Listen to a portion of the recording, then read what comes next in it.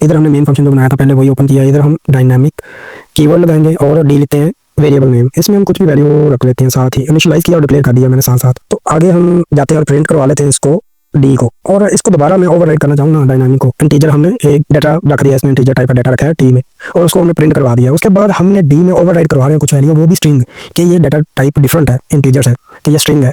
तो ये भी इसने होल्ड कर लिया। इसको हम रन करके देखते हैं हमारे पास क्या रिजल्ट आता है। ये देखें 12 आया और एंटर लूप्स आया।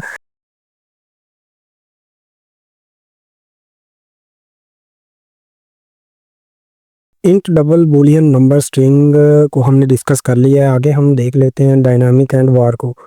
डायनामिक को सबसे पहले हम देखते हैं, represent a type that can hold any type of data and its type is determined at run time. Run time इसका क्या मतलब है, इसको भी हम प्रैक्टिकली देखते हैं कि जब रन टाइम होता है ना, ये तब अपनी डाटा टाइप को डिटरमाइन करता है। ये चीज़ देख लेते हैं।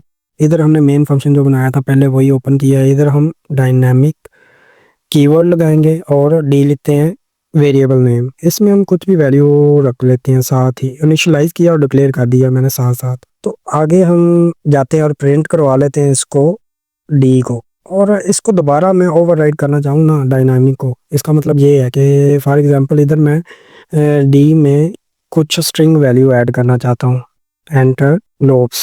ये भी मैं प्रिंट करवा लेता हूँ डी। ठीक हो गया। इसमें अब ये देखने वाली बात है, डायनामिक जो है ना, डी हमने वेरिएबल रखा है और इसमें डाटा टाइप क्या आ रही है, इंटीजर। हमने एक डाटा रख दिया, इसमें इंटीजर टाइप का डाटा रखा है टी में, और उसको हमने प्रिंट करवा दिया। उसके बाद हमने डी में ओवरराइड करवा रहे हैं कुछ वैल्यू, वो भी स्ट्रिंग, कि ये डाटा टाइप डिफरेंट है, इंटीजर्स है कि ये स्ट्रिंग है। तो ये भी इसने होल्ड कर लिया है। इसको हम रन करके देखते हैं हमारे पास क्या रिजल्ट आता है। ये देखें 12 आया और एंटर लूप्स आया। इसमें फंक्शन होता है डॉट रन टाइम टाइप। इससे हमें क्या मिलता है, इससे हमें जो वेरिएबल हमारा बना होता है उसकी डाटा टाइप मिल जाती है, वो हमें इधर प्रिंट में नज़र आएगा। चले इसको देखते हैं कि इस जगह पे हमें कौन सी डाटा टाइप मिलती है और इस जगह पे कौन सी डाटा टाइप्स मिलती है। ये देखें, ये पहले हमने इंटीजर वैल्यू रखी है तो ये इंट हमें शो हो रहा है, और इधर हमने स्ट्रिंग वैल्यू रखी है तो ये इधर स्ट्रिंग शो होना स्टार्ट हो गया।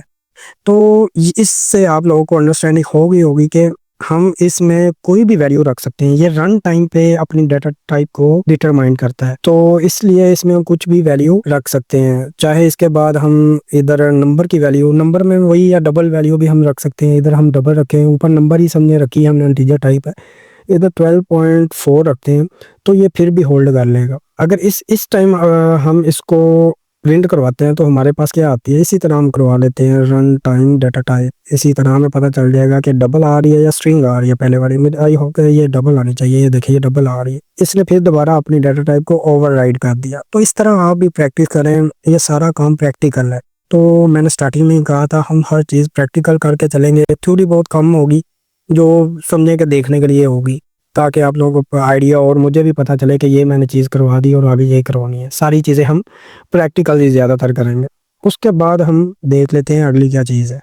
उसके बाद हमारे पास वार है। वार डाटा टाइप है, एक डायनामिक टाइप। ये भी डायनामिक की तरह ही टाइप है। Allow the compiler to infer the type, it automatically determine the data type of a variable based on its assigned initial value during a completion, making code more concise।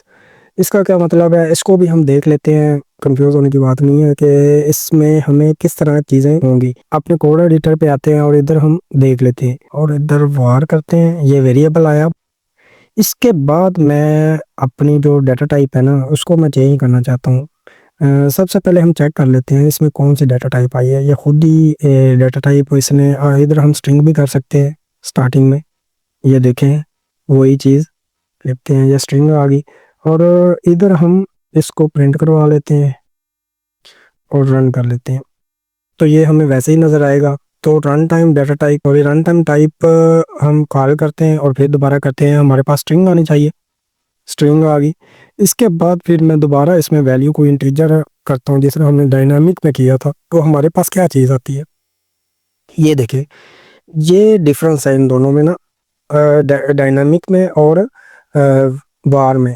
वार में हम कोई भी रखवा सकते हैं, इनिशियल वैल्यू कुछ भी रखवाएंगे, लेकिन जो रखवा देंगे ना फिर उसी टाइप की हम बाद में वैल्यू असाइन कर सकते हैं इसको। इधर फिर दोबारा मैं स्ट्रिंग करता हूँ और इधर स्ट्रिंग ही लिख लेते हैं, ठीक है, या हम कुछ इस तरह का लिख लेते हैं, ठीक है। आप लोग भी मेरे चैनल को सब्सक्राइब कर दें, तो मैंने सब्सक्राइब लिखा। तो ये चीज़ होगी कि अभी ये स्ट्रिंग ले रहा है कि इनिशियलाइज हो रही है, इसमें ओवरराइड हो रही है, इसमें वैल्यू दोबारा से ये इनिशियलाइज किया, ये ओवरराइड कर रहे हैं दोबारा, हमने वेरिएबल नहीं बनाया, उसी को ही ओवरराइड कर रहे हैं। तो इसका मतलब ये हुआ कि हम स्ट्रिंग की जो डाटा टाइप है ना, अगर स्टार्टिंग में हम इंटीजर देंगे, इंट वैल्यू दे देते हैं 1 2 3, फिर ये स्ट्रिंग नहीं लेगा, इधर हमें स्ट्रिंग ही करनी पड़ेगी, और इसमें हम कुछ वैल्यू रखते हैं और बाद में इसको हम रन करके देख लेते हैं। ये वैल्यू आनी चाहिए क्योंकि ओवरराइड हुई है। तो ये देख लें, नीचे आप लोगों को नज़र आ रहा होगा कि इसने ओवरराइड कर दी। डायनामिक और वार में यही डिफरेंस है।